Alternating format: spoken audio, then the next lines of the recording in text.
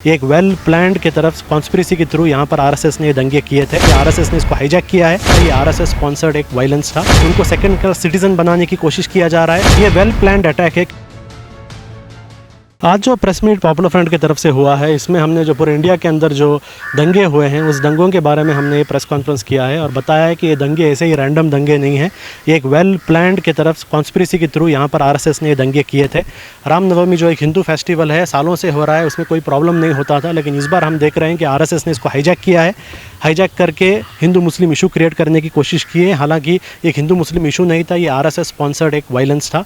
और ये इसका पीछे अगर हम स्टडी करेंगे तो पता चलेगा कि पूरे इंडिया के अंदर एक सिमिलर ट्रेंड ये लोग फॉलो कर रहे हैं, जिसमें पहले रैली किया जाता है, उस रैली को मस्जिदों के सामने लाया जाता है, वेरी प्रोवोकेटिव डीजे और very provocative songs and slogans बताए जाते हैं, फिर तलवार और अलग दूसरे हथियारों को एकदम पब्लिकली दिखाया जाता है और उसके बाद एक दंगे क्रिएट होते हैं जिसमें विद इन 1 घंटे के अंदर स्पेसिफिक मुस्लिम दुकानों को टारगेट किया जा रहा है, स्पेसिफिक मुस्लिम शॉप्स को टारगेट किया जा रहा है। यानी ऐसे नहीं हो रहा है, इसके पीछे एक कॉन्स्पिरेसी है। उस कॉन्स्पिरेसी को लोगों के सामने रखने के लिए ये प्रेस कॉन्फ्रेंस किया था हमने। दूसरा, इसमें हमने आज अनाउंस भी किया है कि हम देख रहे हैं कि जिन मुस्लिम्स के ऊपर हमले हुए उनको गवर्नमेंट की तरफ से डिस्क्रिमिनेशन हो रहा है, उनको इंसाफ नहीं मिल रहा है।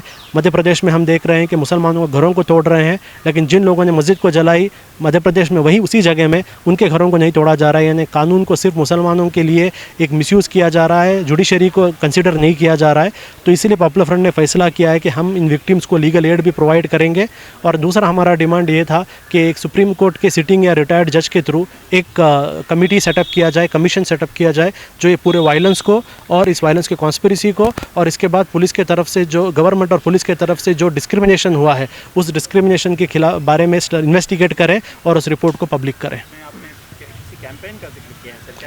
देखिए, हम ये जो पूरे इंडिया और कर्नाटक के अंदर भी आप देख रहे हैं जो हमले हो रहे हैं, ये असल में इंडिया में स्पेशली मुस्लिम कम्युनिटी के जो एक कॉन्फिडेंस है, उस कॉन्फिडेंस को तोड़ने का काम किया जा रहा है। उनको सेकंड क्लास सिटीज़न बनाने की कोशिश किया जा रहा है। उनके दिलों के अंदर एक पूरी तरीके से एक नेगेटिविटी और पेसिमिज्म लाने की कोशिश की जा रही है। तो पॉपुलर फ्रंट ऑफ इंडिया पूरे इंडिया के अंदर एक कॉन्फिडेंस बिल्डिंग एफर्ट करेगा, जिसमें हम लोगों को उनके कॉन्स्टिट्यूशनल और लीगल राइट्स का अवेयर करेंगे और किस तरीके से ऐसे इश्यूज़ को फेस किया जाए उसके बारे में भी हम कैंपेन करेंगे।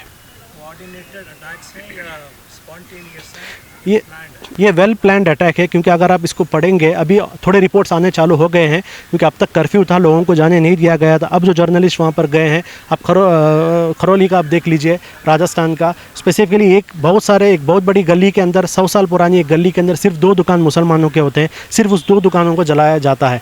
वहाँ पर उन्होंने ये भी कहा कि पड़ोस में एक दुकान, साइड में एक मुसलमान का दुकान, 2 दिन पहले वहाँ पर आकर जो नॉन मुस्लिम दुकान है उन दुकानों के ऊपर भगवा झंडा लगाया गया था और मुस्लिम दुकानों को आइडेंटिफाई किया गया था। तो 1 घंटे के अंदर इतना पेट्रोल, इतना जलाने के सामान कहाँ से लेके आ जाते हैं? एक रैली में तो आप बाइक लेके आते हैं, इतना पूरा सामान कहाँ से लेके आएंगे? इसका मतलब ये पूरे इंडिया के अंदर एक वेल प्लान्ड एफर्ट आरएसएस की तरफ से हुआ है।